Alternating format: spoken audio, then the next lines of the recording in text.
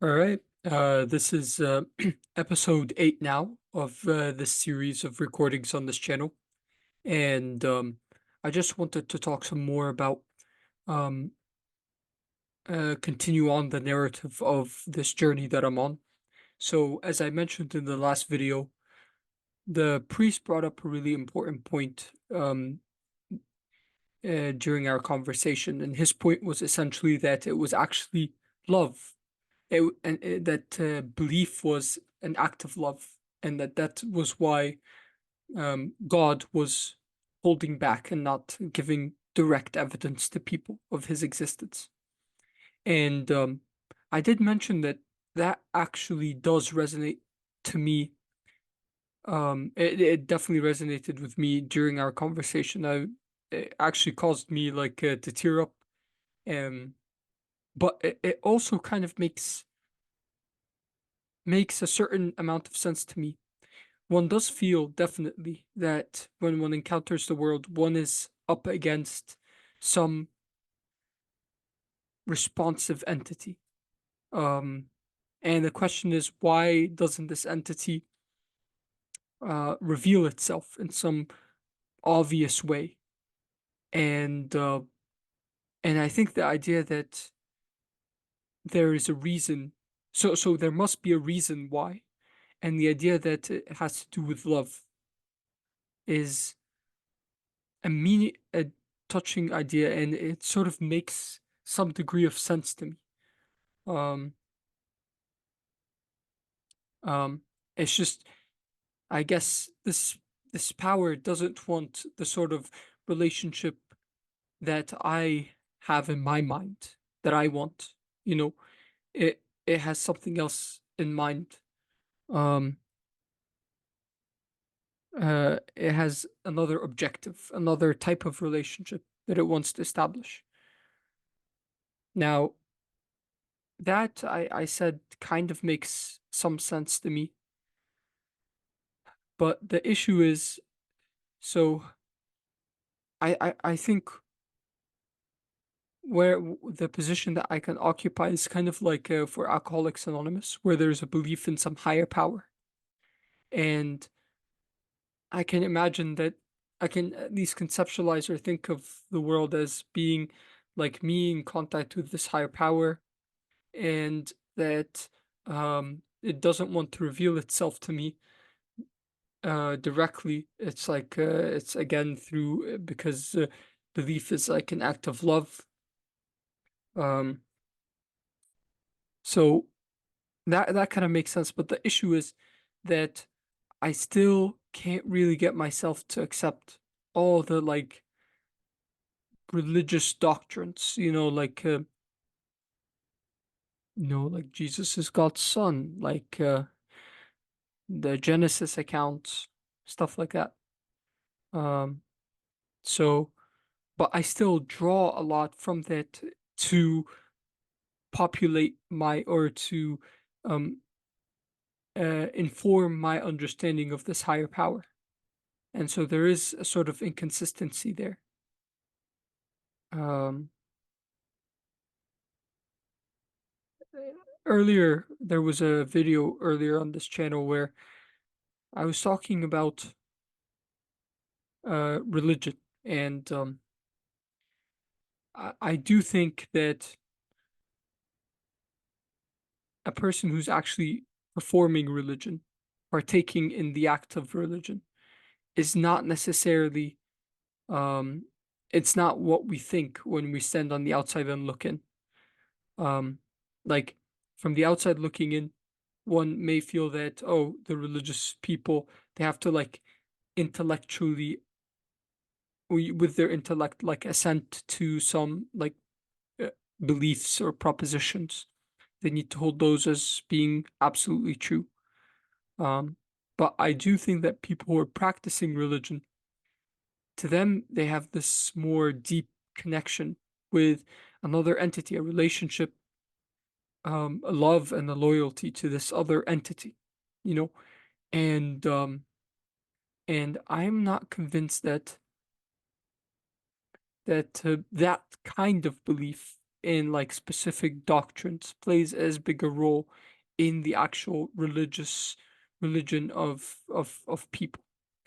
Um, like if you think the apostles or like Jesus's disciples, I guess in while Jesus was alive, they weren't Christians, in the technical sense. They didn't believe in the Trinity. Um, they definitely had an incomplete or understanding of Jesus's divinity. So so um I guess, and they didn't hold to the elaborated doctrines that would be developed after, as in progressive generations of Christians, about their interpretations of Jesus, of his ministry, of his teachings, and so forth. They were just following one man, you know, and they had a relationship with this man, and they were his friends essentially, and his followers, and his students, and they followed him around, and they didn't have to believe anything. They only believed what they saw themselves, you know. So, and yet they were Jesus's friends, and they were saints. And I think that's what I would want to be as well. Like, they're ultimately, like with the story of Jesus, you know, there is, I am in a difficult spot because I do take I do draw sustenance from that world view and those images and Jesus' teachings, but I don't mm, I don't really think a lot of it is like actually true. Um, and it's a difficult space to navigate, like in believing in a higher power and drawing on a certain religion for most of what you understand about this higher power, while simultaneously also holding that the religion is not exactly true. Um,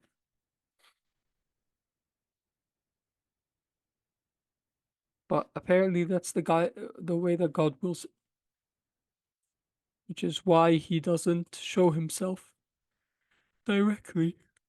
Um, I suppose that is the next question, is what is God's character and what does he want from me? Um, I guess though, okay, let's suppose that God actually exists, right? And let's suppose that is right, that the reason he doesn't reveal himself to me, like in the shoebox experiment, is because he has um like know that belief is an act of love, and that there's something to belief, some benefit or merit to belief that is somehow necessary for the purposes that God wants to accomplish, and for the particular way that he wants to reveal himself to people. Then okay, let's say that I accept that, and I'm willing to now follow this path and live my life in this way. Then surely it's on God to show me how to live, you know, um, or what the next steps are, how to deepen my relationship with Him, or to understand Him or His character. So, in a way, it's once one is open to belief, and once I accept that, you know, like if if I can say, if God, if you think that me not having direct proof is somehow necessary, um, for the particular kind of relationship that you want to have with me. I you know better. I mean, I wish there was direct proof, but if if it is in fact necessary, and I can kind of see why, but if it's necessary for things to be done this way, I accept it. But now you tell me how to proceed, and I'll follow you. And I guess the way that God can tell me how to proceed is through prayer. So I'll start praying, and I'll ask God that question every day. What do you want me to do?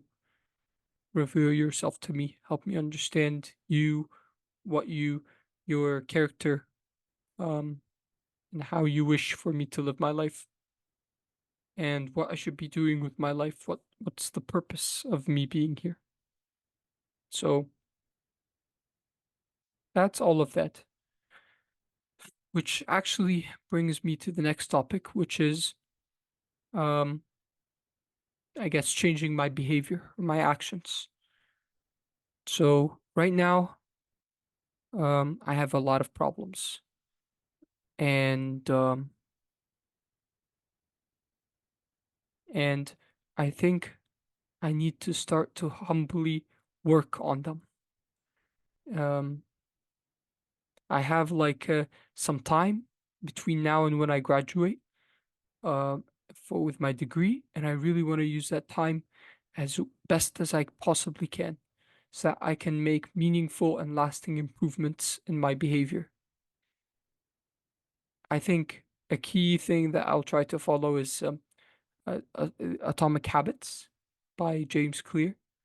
It's it's like a book on how to, make new habits and how to have them last, and to make real changes in your life, your day-to-day life that last for the rest of your lifetime.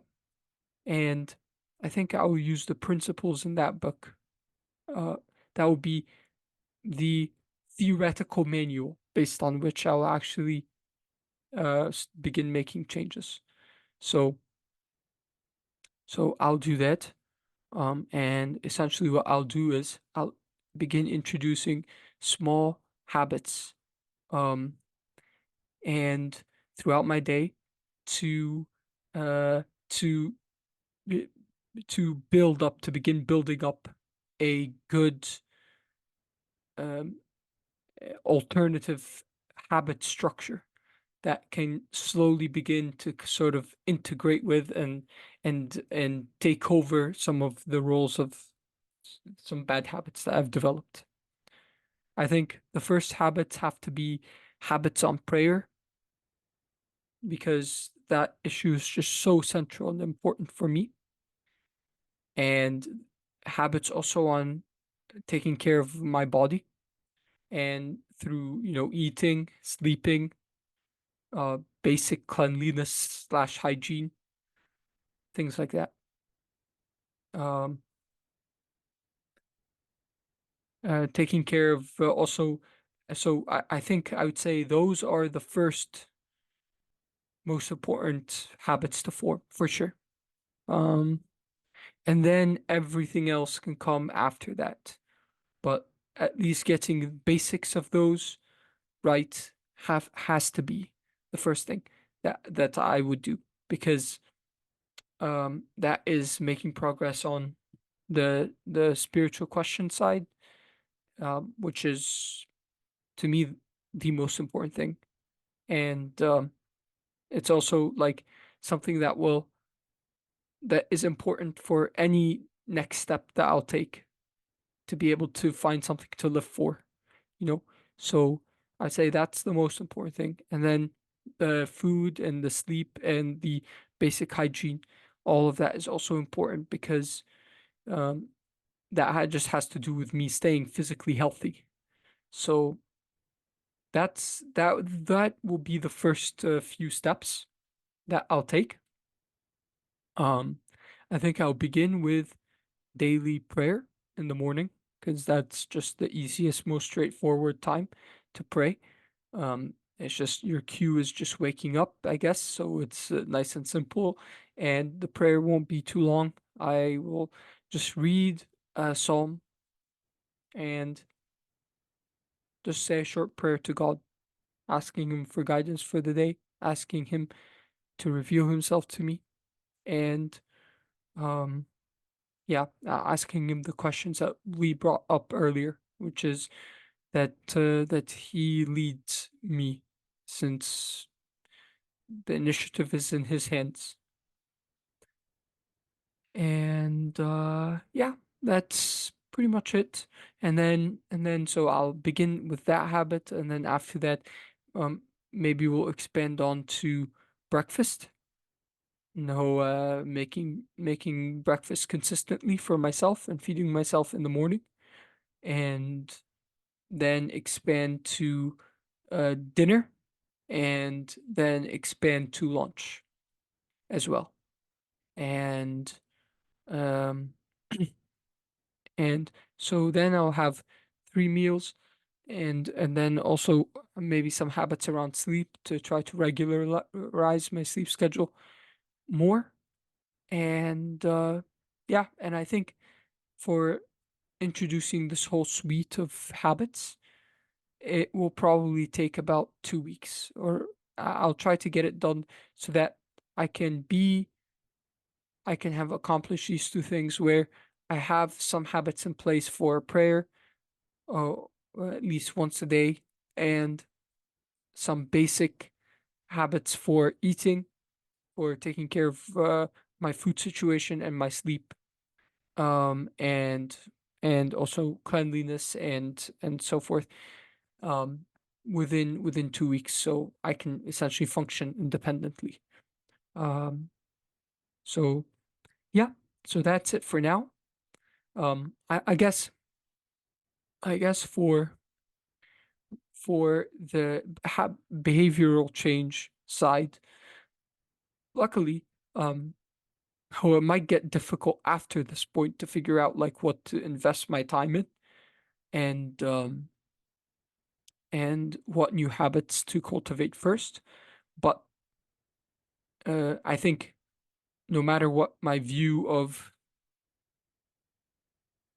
my overall objectives for my behavior are, or what kind of person I'd want to be, um, all of them will have me developing these habits anyways, like of having some sort of time for spiritual exploration, and for being able to feed myself and clothe myself, and you know sleep, have a good sleeping schedule, so forth. So yeah, so we will cross that bridge, the bridge of actually like determining the objectives that I'm trying to pursue in terms of my behavior and the person I'm trying to be, when we cross that bridge later on. But I at least want to be a person who is independent, um, in the sense that a person is competent and able to take care of themselves, to feed themselves, clothe themselves, wash themselves, um, uh, take care of their sleep, uh, someone who's responsible and able also to pray in the mornings. So we'll try that for the next 2 weeks. We'll introduce habits, these micro habits, slowly throughout the day, and we'll see. We'll see what happens. Um, but yeah, and I'll continue on as well with the therapist there, and see what she has to say. All right. Well, thank you very much for listening. That's it for tonight, and I'll talk to you guys tomorrow.